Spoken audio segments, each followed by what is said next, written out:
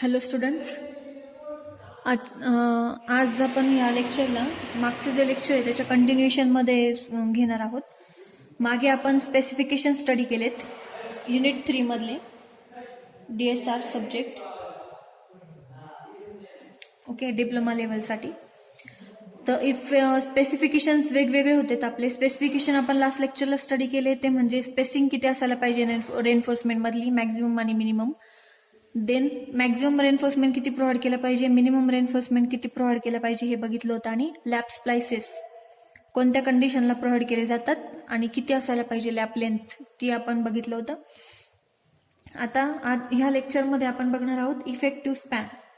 Effective span किती असायला पाहिजे, तर ही जी डायग्राम आहे त्याच्यावरून आपण समजून घेऊ शकतो. आता टाईप ऑफ स्लॅब आहेत त्यावर डिपेंड की कोणत्या टाईप ऑफ स्लॅबला किती इफेक्टिव्ह स्पॅन घ्यायचा. इफेक्टिव्ह स्पॅन आपल्याला टोटल जो डिझाईन लोड आहे किंवा वर्किंग लोड आहे तो कॅल्क्युलेट करण्यासाठी इफेक्टिव्ह स्पॅन आपल्याला लागतो. इफेक्टिव्ह स्पॅन म्हणजे की that is not built integrally with the support, म्हणजे तेवढा जो स्पॅन आहे तो सपोर्टला इंटिग्रली बिल्ड झालेला नाही तिथपर्यंत स्पॅन कन्सिडर केला जातो आणि त्याला आपण म्हणतो इफेक्टिव्ह स्पॅन. मग तो कसा कॅल्क्युलेट करायचा, इंटिग्रली बिल्ट म्हणजेच काय थोडक्यात. आता इथे बघा, ही जी वॉल असेल किंवा इथे सपोज कॉलम आहे आणि हा स्लॅब आहे किंवा बीम आहे, तर बीम आणि कॉलम एकमेकांना काय केलेले आहे, इथं ज्या ठिकाणी जंक्शन आहे त्या ठिकाणी एका पॉइंटला त्यांचे रेनफोर्समेंट एकमेकांमध्ये इंटिग्रली काय केले, बिल्ट झालेले आहेत. मग ज्या पॉइंट पर्यंत ते इंटिग्रली बिल्ड झालेले नाहीत तो तिथून ते इथपर्यंत जे काही डिस्टन्स असेल त्याला आपण काय म्हणू शकतो, इफेक्टिव्ह स्पॅन म्हणू शकतो. आणि तो इफेक्टिव्ह स्पॅन आपण लोड कॅल्क्युलेट करण्यासाठी किंवा मोमेंट्स जे पुढे डिझाईन करणार आहोत आपण स्लॅब युनिट नंबर 5, तर युनिट नंबर 5 मध्ये आपल्याला स्लॅब डिझाईन करायचे, त्यावेळेस आपल्याला इफेक्टिव्ह स्पॅन आपल्याला कॅल्क्युलेट करायचा आहे. आणि तो इफेक्टिव्ह स्पॅन आपल्याला लोड कॅल्क्युलेशनसाठी घ्यायचा आहे. त्यासाठी आपण इथं इफेक्टिव्ह स्पॅन कसा कॅल्क्युलेट करायचा, त्याचे फॉर्म्युलेज काय तर ते आपण घेणार आहोत. हे जे स्पेसिफिकेशन आहे ते IS 456 मध्ये मेन्शन केलेलं आहे. ही जी डायग्राम आहे याच्यामध्ये सिम्पली सपोर्टेड स्लॅब आहे. हा स्लॅब आहे वरती दाखवलेला, खाली 2 सपोर्ट दाखवले. आता सिम्बॉलवरून वॉल आहेत ह्या, okay, cross section of the wall आहे आणि हे cross section of the slab आहे. याच्यामध्ये मेन रेनफोर्समेंट आणि डिस्ट्रीब्युशन बार आणि मेन रेनफोर्समेंट प्रोव्हाइड केलेली आहे. त्याच्यामध्ये ही सेंटर लाईन आहे सपोर्टमधून गेलेली, दोन्ही सपोर्टमधून गेलेली सेंटर लाईन. स्मॉल टी जे दाखवतं ते म्हणजे थिकनेस ऑफ द सपोर्ट दाखवते. स्मॉल डी दाखवतोय तो म्हणजे डेप्थ ऑफ द बीम दाखवते, टोटल डेप्थ जी काय असेल बीमची ती. LC म्हणजेच काय, क्लिअर टू क्लिअर स्पॅन म्हणजे इनर टू इनर डिस्टन्स दाखवते 2 सपोर्ट मधलं. आणि L सफिक्स EF दाखवते centre to centre distance between the supports. तर 2 सपोर्ट मधलं जे काही सेंटर टू सेंटर डिस्टन्स आहे ते डिनोट केलेलं आहे LEF वरून. मग इफेक्टिव्ह स्पॅन आपण आता कॅल्क्युलेट करणार आहोत. तर इफेक्टिव्ह स्पॅन पहिली केस येते सिम्पली सपोर्टेड स्लॅबसाठी. जर तुम्हाला सिम्पली सपोर्टेड स्लॅब जर डिझाईन करायचा असेल, स्लॅब म्हणा किंवा बीम म्हणा, तर त्याच्यासाठी वर्किंग लोड किंवा डिझाईन लोड किंवा पुढे जे काही लोडचे कॅल्क्युलेशन आहे किंवा मोमेंट आहे, मोमेंट कॅल्क्युलेट करण्यासाठी इफेक्टिव्ह स्पॅन लागतो आपल्याला. मग जर सिम्पली सपोर्टेड स्लॅब किंवा बीम डिझाईन करायचे मग त्याच्यासाठी तुम्ही इफेक्टिव्ह लेंथ कशी फाइंड आउट करणार किंवा इफेक्टिव्ह स्पॅन कसा फाइंड आउट करणार. So L effective is nothing but the smaller of these 3.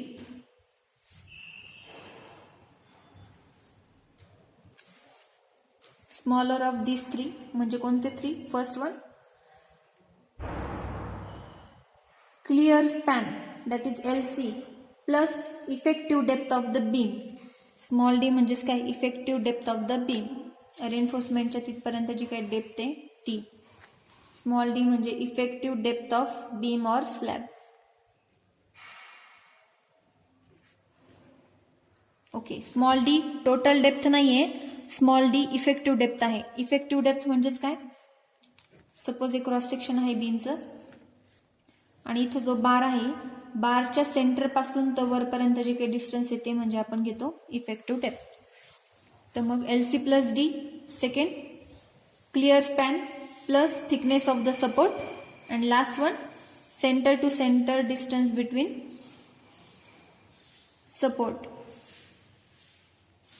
या तिघांपैकी जी काही स्मॉलर व्हॅल्यू असेल तर ती स्मॉलर व्हॅल्यू घेतली जाते इफेक्टिव्ह स्पॅन. कशासाठी?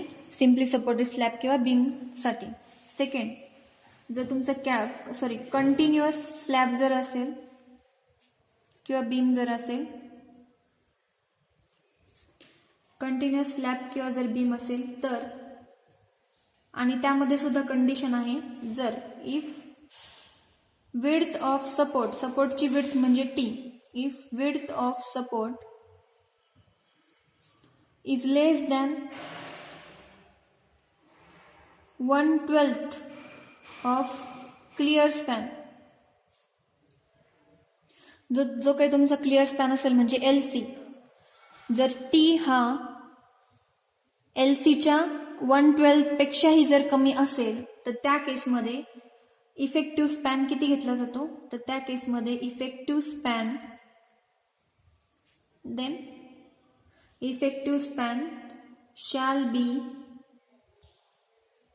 As per A above.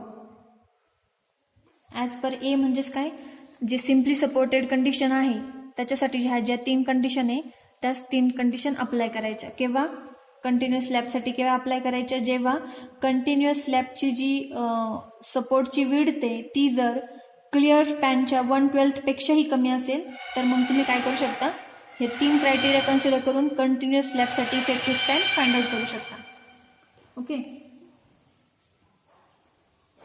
जर, आणि सेकंड केस येते जर if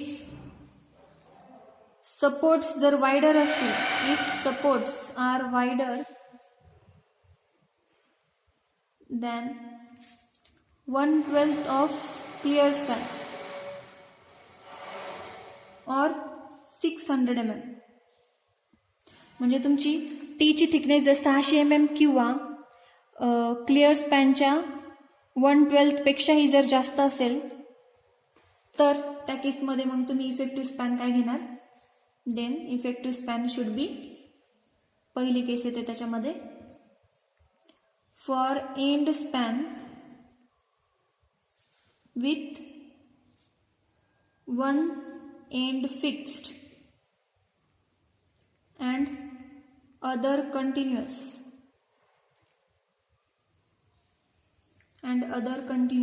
or for intermediate span the effective span shall be clear span between supports. म्हणजेच L effective should be equals to LC. जेवढं clear span असेल तेवढं L effective म्हणून consider करायचं कंटिन्युअस स्लॅबसाठी. केव्हा? जर तुमचा सपोर्ट हा 600 mm पेक्षा जास्त असेल आणि किंवा क्लिअर स्पॅनच्या 1/12 पेक्षाही जास्त असेल त्या केसमध्ये. पण त्याच्यामध्ये पण काय कंडिशन सांगितली? जर तुमचा एंड स्पॅन हा एंड स्पॅन मध्ये एक बाजू फिक्स्ड असेल आणि दुसरी कंटिन्युअस असेल किंवा इंटरमिजिएट स्पॅन जर असेल तर त्या केसमध्ये तुम्ही L effective LC एवढा घेणार. आणि सेकंड कंडिशन त्याच्यामध्ये दिली आहे, जर end span with 1 end free, एक एंड त्याचा फ्री असेल आणि दुसरा कंटिन्युअस असेल and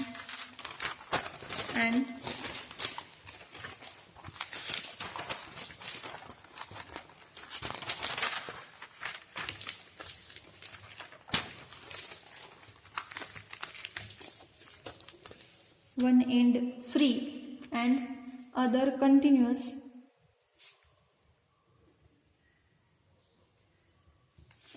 then effective span shall be equal to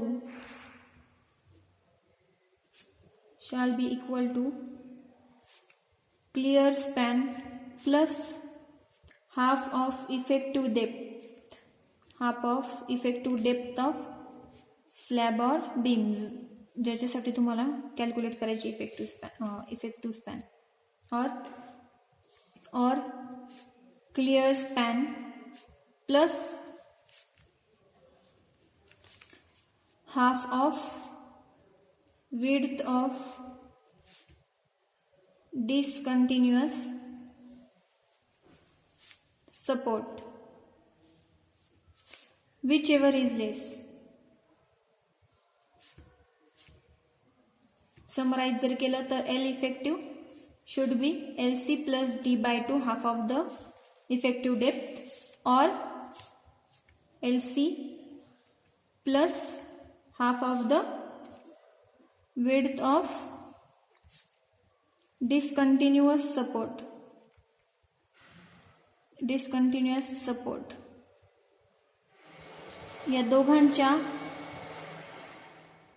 या दोघांमध्ये जी काही कमी व्हॅल्यू असेल ती कमी व्हॅल्यू तुम्ही L इफेक्टिव्ह म्हणून कन्सिडर करणार कंटिन्युअस स्लॅबसाठी. ओके. केव्हा? ज्यावेळेस त्या एंड स्पॅनचा एक एंड फ्री असेल आणि दुसरा कंटिन्युअस असेल त्या केसमध्ये. थर्ड, आता कॅन्टिलिव्हरसाठी. हे झालं कंटिन्युअस स्लॅबसाठी. जर तुमचा कॅन्टिलिव्हर स्लॅब किंवा कॅन्टिलिव्हर बीम असेल तर कॅन्टिलिव्हरसाठी घेतली जाते. तर कॅन्टिलिव्हर सपोज हा सपोर्ट आहे आणि इकडे दुसरा एंड काय असतो, एक एंड फिक्स्ड आणि दुसरा एंड फ्री असतो. मग त्याच्यासाठी हा झाला सेंटर, सपोर्टचा सेंटर झाला आणि हे इथे. मग कॅन्टिलिव्हरसाठी इफेक्टिव्ह स्पॅन घेतली जाते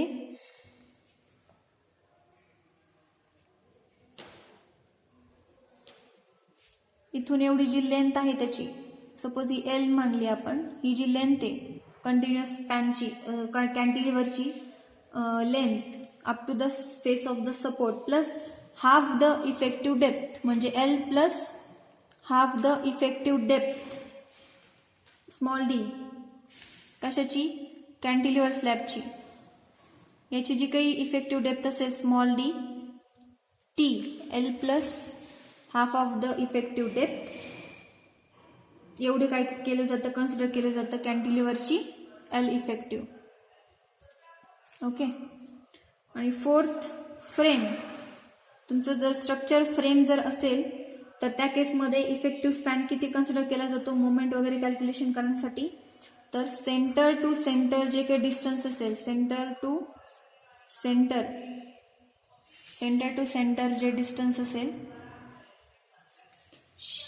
सपोर्ट्स मधलं, बिटवीन सपोर्ट्स, ते डायरेक्टली घेतलं जातं as a effective span for frame. Shall be used for effective span for frame.